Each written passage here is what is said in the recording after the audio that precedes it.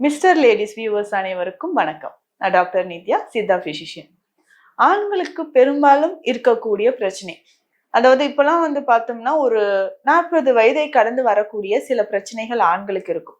இது prostate gland enlargement, புரஸ்தகோள வீக்கம், இது ஒரு குரூப் ஆஃப் பர்சன்ஸ்க்கு வருது. அதுக்கு அடுத்தது பார்த்தோம்னா ஹைட்ரோசில், விரை வீக்கம். இந்த பிரச்சனை சில குழந்தை பருவத்திலேயே நிறைய பேருக்கு ஏற்படுது. அதுக்கப்புறம் பார்த்தோம்னா வெரிகோசில் அப்படின்ற பிரச்சனை. இது எல்லாமே மூன்றும் நிறைய ஆண்களுக்கு ஏதாவது ஒன்றாச்சு இருக்கு. ஆனா இதற்கான சிகிச்சை முறைகள் எடுக்காம நாட்களை தள்ளி போட்டு இது பெரிய பிரச்சனையாக மாறுற வரைக்கும் நம்ம அப்படியே வச்சிருப்பாங்க. இன்னொரு விஷயம் என்னன்னா, இந்த பிரச்சனை இருக்கக்கூடிய நபர்களுக்கு எரெக்ஷன் டிஸ்ஃபங்க்ஷன் இருக்கிறத நம்ம பார்க்கிறோம். விரைப்புத்தன்மை குறைபாடு இருக்கிறத நம்ம பார்க்கிறோம்.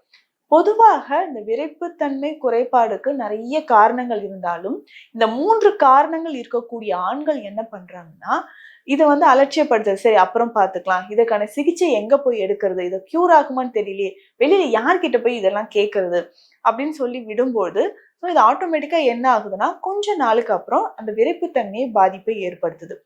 பொதுவாக ஆண்களுக்கு உடலை பொறுத்த வரைக்கும் நிறைய கிளாண்ட்ஸ் இருக்கு. அதுல முக்கியமா புரோஸ்டேட் கிளாண்ட் அப்படின்றது ஆண்களுக்கு இருக்கக்கூடியது. இதுல இருந்துதான் நம்ம செமன் செக்ரீட் ஆகிறதுக்கான இந்த நியூட்ரிஷன் எல்லாமே, அதுக்கு ஒரு வழுவழுப்பு தன்மையை கொடுக்கக்கூடியது, ஒரு நரிஷ்மெண்ட் கொடுக்கக்கூடிய ஃப்ளூயிட்ஸ் எல்லாமே இந்த புரோஸ்டேட் கிளாண்ட்ல இருந்து தான் செக்ரீட் ஆகுது.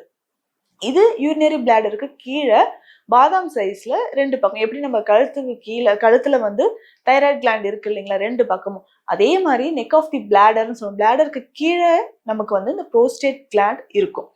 இதுல நமக்கு நிறைய பேருக்கு பாதிப்பு ஏற்படுதுன்னு சொல்லலாம். எந்தெந்த காரணங்களால ஏற்படும்னா, குறிப்பிட்ட வயதிற்கு அப்புறம் 40-45 வயதை கடந்த ஆண்களுக்கு இந்த புரோஸ்டேட் கிளாண்ட்ல என்லார்ஜ்மெண்ட் இருக்கும். சில நேரங்கள்ல அடி வயிற்றுல வலி இருக்கு, யூரின் பாஸ் பண்ணும்போது எனக்கு எரிச்சலோட இருக்கு, சில நேரம் செமன் கலந்தே வெளியே வருது, இல்ல ஹெமட்டூரியா அப்படின்ற கண்டிஷன், பிளட் கலந்து எனக்கு யூரின் வருது அப்படின்னு சொல்லுவாங்க. இந்த மாதிரி பிரச்சனைகள் இருக்கும்போது ஸ்கேன் எடுத்து பார்த்தோம்னா புரோஸ்டேட்டோமெகாலி கிரேட் 1, கிரேட் 2 அப்படின்னு போட்டிருப்பாங்க. மொத்தம் இதுல 4 கிரேட்ஸ் இருக்கு.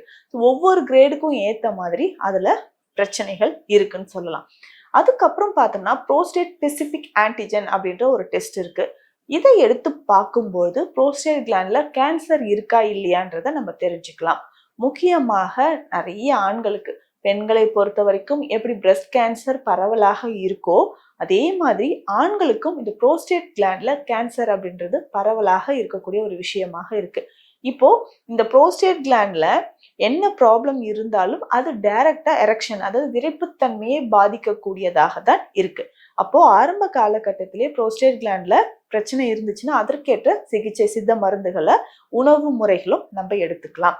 இதற்கு அடுத்தது பார்த்தோம்னா ஹைட்ரோசில் அப்படின்ற பிரச்சனை.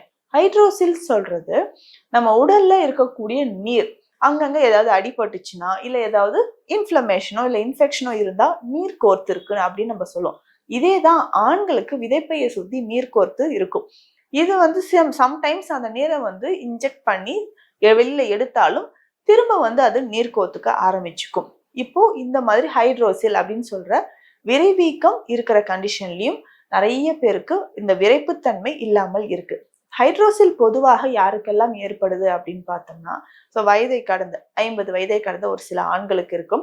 அடிக்கடி நம்ம வெளியில யூரின் பாஸ் பண்ணும்போது இன்ஃபெக்ஷன் ஏற்பட்டுச்சுன்னா, யூரினரி ட்ராக் இன்ஃபெக்ஷன் இருக்கக்கூடிய நபர்களுக்கு, இல்ல சரியான வாதம் சம்பந்தப்பட்ட உணவுகள் நிறைய இருக்கக்கூடிய நபர்களுக்கு இந்த விரைவீக்கம் ஏற்படலாம். இல்ல ஏதாவது அடிபடும் போது, நம்மளுடைய ஸ்க்ரோட்டம்ல ஏதாவது அடிபடும் போது அந்த சமயங்களில் நமக்கு என்ன ஆகும்னா வீக்கம் ஏற்படுது. ஸ்க்ரோட்டம்ல ஒரு வீக்கம் ஆண்களுக்கு ஏற்படுதுன்னு சொல்லலாம். இதே கண்டிஷன் கொஞ்சம் கிரானிக்கா தொடர்ந்து இருந்துட்டே இருந்துச்சுன்னா அங்க இருக்கக்கூடிய வெயின்ஸ் எல்லாமே வீங்க ஆரம்பிக்கும். இதுதான் வெரிகோசில் அப்படின்னு சொல்லுவோம். வெரிகோஸ் வெயின்ஸ் அப்படின்னு கேள்விப்பட்டிருப்போம் இல்லைங்களா? கால்கள்ல இந்த நரம்பு சுருட்டி இருக்கு அப்படின்னு சொல்லுவாங்க. வெயின்ஸ் எல்லாமே என்ன ஆகும்னா பல்ஜா இருக்கும். இது சிரைநாள வீக்கம். சிரைகள்ல என்ன ஆகும்னா, நம்ம ஆர்டரிஸ் இருக்கு, வெயின்ஸ் இருக்கு, அதே மாதிரி இந்த சிரைகள் அப்படின்றது என்ன பண்ணும்னா இந்த டீஆக்சினேட்டட் பிளட்டை கீழ இருந்து நம்ம பாடிக்கு மேல கொண்டு வரும். ஸோ அந்த மாதிரி தான் ஸ்க்ரோட்டம் எல்லா உடம்புல எல்லா பகுதிகள்லயுமே வெயின்ஸ் இருக்கும். ஸ்க்ரோட்டம்லயும் இருக்கக்கூடிய வெயின்ஸ் என்ன ஆகும்னா, இந்த பிளட் எல்லாமே தேங்க ஆரம்பிக்கிறதுனால பல்ஜ் ஆக ஆரம்பிக்கும், வீங்க ஆரம்பிச்சிருது. இதுதான் நம்ம வெரிகோசில் அப்படின்னு சொல்றோம். இந்த மாதிரி ஹைட்ரோசில் ப்ராப்ளம் இருந்து அதை தொடர்ந்து வெரிகோசில் வந்துருச்சுன்னா இதனாலையும் விரைப்புத்தன்மை நிச்சயமாக பாதிக்கப்படுது. இதனால என்ன சிகிச்சைகள் எடுக்கிறது?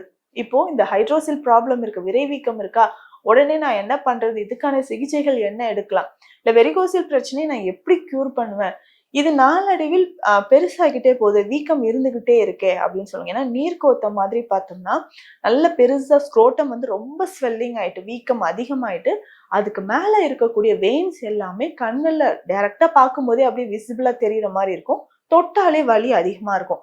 ட்ரெஸ் போட முடியல, நடக்க முடியல, உட்காந்து எந்திரிக்க முடியல, அந்த அளவுக்கு வலி ரொம்ப உயிர் போற அளவுக்கு தொட்டாலே வலி ரொம்ப அதிகமா இருக்குன்ட்டு சொல்லிட்டு கஷ்டப்படக்கூடிய ஆண்கள் நிறைய பேர் இருக்காங்க. இதனால நிச்சயமாக ஆண்குறியில் பிரச்சனை ஏற்படும். பெனிஸ்ல வந்து பார்த்தோம்னா டிப் ஆஃப் தி பெனிஸ்ல எப்பவுமே வந்து ஒரு ஸ்வெல்லிங் இருந்துகிட்டே இருக்கு, வீக்கம் இருக்கிறது, எரிச்சல் இருக்கிறது. சில டைம் வந்து பெனிஸ்ல இருந்து நமக்கு ஏதாவது சீழ் மாதிரியோ இல்ல ஒயிட் கலர் டிஸ்சார்ஜ் வர்றது, இது எல்லாமே ஆண்கள் சந்திக்கக்கூடிய பிரச்சனையாக இருக்கு. இதற்கு நிச்சயமாக முழுவதுமான நிவாரணம் தரக்கூடிய சித்த மருந்துகள் இருக்கு. இப்போ ப்ரோஸ்டேட் கிளாண்ட் என்லார்ஜ்மெண்ட் இருக்குன்னா இதற்கேற்ற மாதிரியான சிகிச்சை முறைகள் பொதுவாக இந்த 3 பிரச்சனைகளுக்குமே தீரக்கூடிய மருந்துகள் இருக்கு. அதாவது சீந்தில் மற்றும் பொற்சீந்தில் இது இரண்டும் சேர்ந்து செய்யக்கூடிய மருந்துகள் நம்ம கொடுத்துட்டு இருக்கிறோம். அமிர்தவள்ளி கற்பம் இந்த மருந்து நம்ம எடுக்கும் பொழுது என்ன ஆகுனா, தொடர்ந்து நம்ம உடல்ல அதிகமாக இருக்கக்கூடிய நீர் கோத்து இருக்கக்கூடிய பிரச்சனைகள், வீக்கம், இது எல்லாமே குறைய ஆரம்பிக்கும். சித்த மருத்துவத்தில் இது வாதம் தொடர்பாக வரக்கூடிய நோயாகத்தான் நம்ம பார்க்கிறோம். அதற்கேற்ற மாதிரியான சிகிச்சை முறைகள் தான் இதற்கு கொடுக்கிறோம். முக்கியமாக இதுக்கு வந்து படிகாரம் சார்ந்த மருந்துகளை கொடுக்கிறோம். படிகாரம், பற்பம் இதற்கு ரொம்ப சிறந்த மருந்தாக இருக்கு. இது அளவுப்படி மருத்துவரின் ஆலோசனைப்படி இதை நம்ம எடுத்துக்கிட்டே வந்தோம்னா தொடர்ந்து எடுக்கும்போது இது வீக்கம் குறைய குறைய நமக்கு இதுல இருந்து பெரிய ஒரு நிவாரணம் கிடைக்க ஆரம்பிக்கும். நாளடைவில் இது வந்து ஒரு மண்டலம் அளவுக்கு இதை தொடர்ந்து இந்த மருந்துகளை நம்ம எடுத்துக்கிட்டே வந்தோம்னா ஹைட்ரோசில் மற்றும் வெரிகோசில் இந்த இரண்டுமே குறைய ஆரம்பிக்கும்.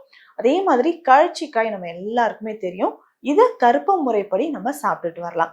கழற்சிக்காயை வந்து என்ன பண்ணோம்னா அது உடைச்சு உள்ள இருக்கக்கூடிய விதைகளை மட்டும் நம்ம மருந்தாக பயன்படுத்துறோம். கழற்சி சூரணம் அப்படின்ற மருந்தும் சித்த மருத்துவத்துல இருக்கு. இந்த கழற்சி சூரணம் எப்படி சாப்பிடணும்னா நெய்யோடு கலந்து ஒரு நாளைக்கு 2 வேளை 2 கிராம் அளவுக்கு சாப்பிட்டா போதுமானது. ஸோ கழற்சி சூரணத்தை தொடர்ந்து நம்ம சாப்பிட்டுக்கிட்டே வரும்போது இந்த ஹைட்ரோசில் பிரச்சனையாக இருக்கட்டும் இல்லை வெரிகோசில், ப்ரோஸ்டேட் கிளாண்ட் பிரச்சனைக்கும் மிக சிறந்த ஒரு தீர்வாக இருக்கும். அதே மாதிரி இந்த கழற்சிக்காய், கழற்சி பருப்புன்னு சொல்றோம் இல்லைங்களா, உள்ள இருக்கக்கூடிய விதைய முட்டையோட வெண்கருல கலந்து போட்டுக்கணும். இந்த பவுடர் வந்து நாட்டு மருந்து கடைகள்லயே இருக்கும். இந்த பவுடரோட மஞ்சள் சேர்த்து கொஞ்சம் முட்டை வெண்கரு சேர்த்து வீக்கம் இருக்கக்கூடிய இடத்துல பத்து போட்டுக்கிட்டே வந்தோம்னா வீக்கம் குறைய ஆரம்பிக்கும். நாளடைவில் என்னன்னா இதுல வீக்கம் எல்லாமே குறைஞ்சி அறுவை சிகிச்சைகள் எதுவும் இல்லாம இயற்கையான முறையில இருந்து முழு நிவாரணம் பெறலாம். இது குணமாயிடுச்சுன்னா பழையபடி இதற்கான சிகிச்சைகளும் மீண்டும் உணவு முறைகளும் எடுக்கும் பொழுது இந்த எரெக்ஷன் ப்ராப்ளம் அப்படின்றதும் மறைய ஆரம்பிச்சு பழைய நிலைமைக்கு திரும்ப ஆரம்பிக்கும். இந்த பதிவு நிறைய ஆண்களுக்கு மன உளைச்சலை தரக்கூடிய 3 முக்கியமான ஒரு பிரச்சனையெல்லாம் பத்தி இந்த பதிவுல பார்த்தோம். மீண்டும் அடுத்த பதிவில் சந்திக்கலாம். நன்றி.